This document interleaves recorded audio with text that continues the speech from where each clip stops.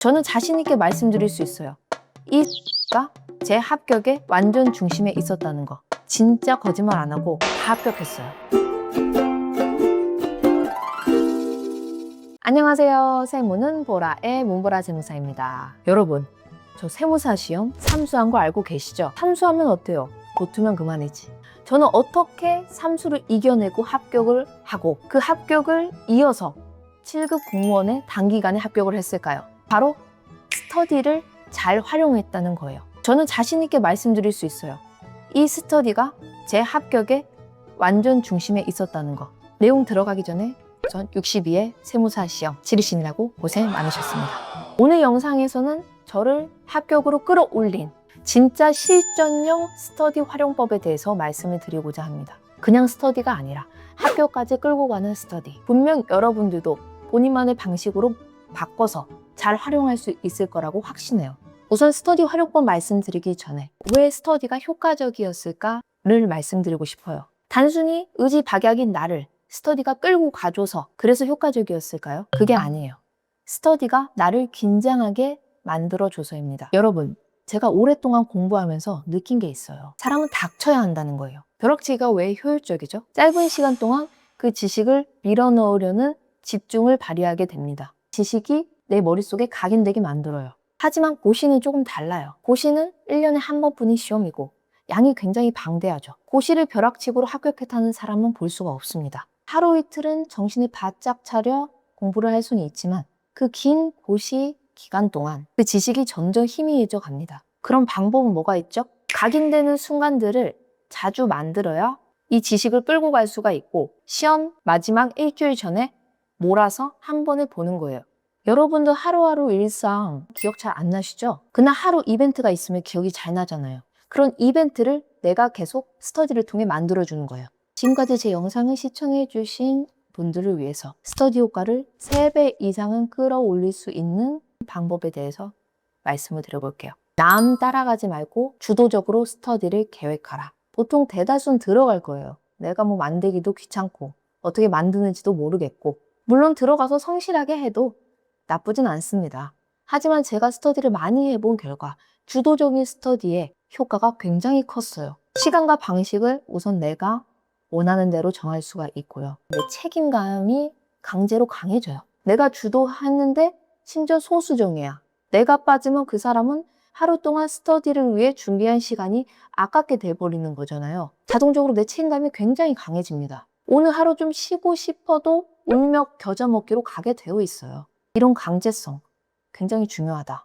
자, 그럼 스터디가 중요한 건 알겠고 왜 해야 되는지도 알고 그럼 정확하게 어떤 식으로 스터디를 만들어서 운영을 하는지 그게 가장 중요하겠죠. 스터디 활용법 구체적으로 설명드릴게요. 제가 예전 영상에서도 공부는 입체적으로 해야 된다고 말씀드렸죠. 보통 스터디라고 하면 문제 푸는 스터디를 생각을 하세요. 하지만 저는 구두 스터디를 굉장히 잘 활용했습니다. 구두 스터디와 쓰기 스터디를 병행했어요. 제가 했던 2가지 구두 스터디는 첫 번째 30분 대면 스터디가 있었고요. 두 번째는 20분 전화 스터디가 있었어요.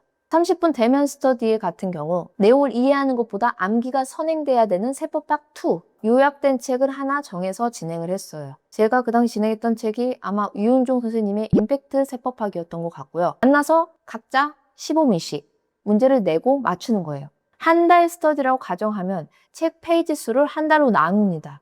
주말 제외하고 300페이지라고 가정했을 때 하루에 15페이지 분량으로 문제를 내는 거예요. 시작과 동시에 타이머를 켜고 문제를 내는 사람은 요약본 내의 내용대로 문제를 냅니다. 예를 들어 중소기업 통합 2월 과세에 대한 취지, 요건, 특례, 사후 관리에 대해서 설명해라.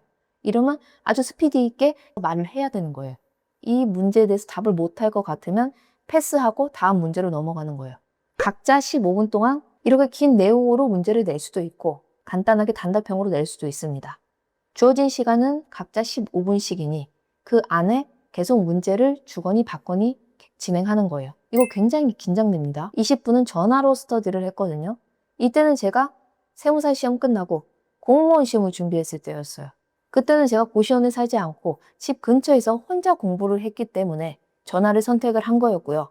실제로 만날 필요성도 못 느꼈습니다. 공부하는 방법을 알았기 때문에.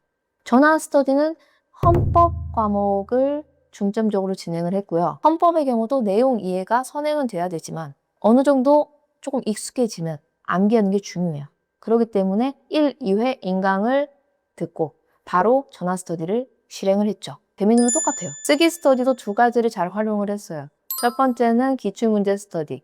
이건 제가 시간의 밀도 관련한 영상에서 설명을 한 적이 있어요. 재무회계든 세무회계든 내가 취약한 부분의 과목을 진행하시면 되고요. 책 한 권을 정합니다.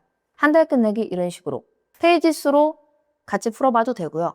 뭐 하루에 통문제 4문제씩 이렇게 정해두셔도 돼요. 이거는 본인 스타일대로 하시면 돼요. 문제 수와 방식, 시간이 정해지면 정해진 시간 내에 그냥 앉아서 같이 모여서 풀면 됩니다. 이 스터디는 긴 흐름의 문제를 연습하기 매우 좋아요. 내가 혼자 시간 재고 풀면 긴장이 안 되거든요. 남들과 같이 동시에 타이머를 키면 정말 긴장이 많이 됩니다. 문제를 다 풀고 서로 채점해 주는 것도 활용해 보세요. 기분은 많이 나쁩니다. 마지막 10분 가로치기 카톡 스터디. 저는 근현대사 국사 이런 과목을 굉장히 싫어합니다. 역사인 젬병이에요. 그래서 암기가 잘 안 됐거든요. 어떻게 효율적으로 암기를 할 수 있을까를 계속 고민을 합니다. 그래서 이 스터디를 만들게 됐고요. 위에 구두 스터디랑 비슷해요. 한 달 동안 스터디를 할 분량과 스터디 시간을 정합니다. 하루치 분량 5에서 10페이지. 저녁 7시가 되기 전에 단답형 8개, 서술형 2개 이렇게 10문제를 만들어요. 중요한 부분에 가로를 쳐서. 그리고 그 답이 적힌 종이를 카메라로 찍어서 그 10분 안에 바로 올립니다. 문제를 내기 위해서 나는 그날 그 페이지를 공부를 하고 문제를 내면서도 공부하고 그 상대방이 내 문제를 풀면서도 공부가 돼요. 거의 3번을 하는 거죠. 이 10분의 위력이 굉장히 셌어요. 스터디란 건 제가 늘 강조하는 시간의 밀도를 높이는 가장 효율적인 방법입니다. 정말 잘 활용해 보셨으면 좋겠고요. 지금 제가 말씀드린 분들은 스터디 하지 마세요. 그리고 이런 분들이 있는 스터디는 피하셔야 됩니다. 첫 번째, 성실하지 않은 사람. 스터디에서도 성실하지 않은 사람은 기본적으로 공부도 성실하지 않게 하고 있을 가능성이 매우 높아요. 저는 스터디를 만들고 거의 한 번도 빠진 적이 없어요. 아파도 갑니다. 그냥 그 자리에 앉아 있어도 의미가 있는 거예요. 두 번째는 공부 외 방향으로 빠지는, 즉 친목도모를 위해 스터디에 참여하는 사람. 내가 그런 사람이라면 중심을 잘 잡으셔야 되고요. 이런 분들이 있는 스터디라면 정말 피하셔야 돼요. 우리 주객이 전도되면 안 되겠죠. 친목도모는 우리 합격하고 난 후에도 충분히 시간이 많습니다. 세 번째, 우울하고 부정적인 사람이 있는 스터디. 원래 천성이 우울할 수는 있죠. 하지만 공부할 때는 이기적이어야 돼요. 내 멘탈을 지켜야 합니다. 사람의 감정은 가까이 있는 사람에게 전염되기 쉬워요. 특히나 고시 공부처럼 오래 하다 보면 사람의 멘탈이 굉장히 약해지기 쉽거든요. 그럼 당연히 전염되기도 쉽겠죠. 내가 노력하고 있다면 나는 시험을 붙을 수 있다는 긍정적인 마음을 가져야 되고 내 주변의 사람도 긍정적인 사람들로 채워야 합니다. 긍정적인 기운을 계속 만들어야 돼요. 하다가 막히는 거 있으면 언제든 댓글 주세요. 공부하면서 난 왜 이렇게 의지가 없을까? 이렇게 절대 생각하지 마세요.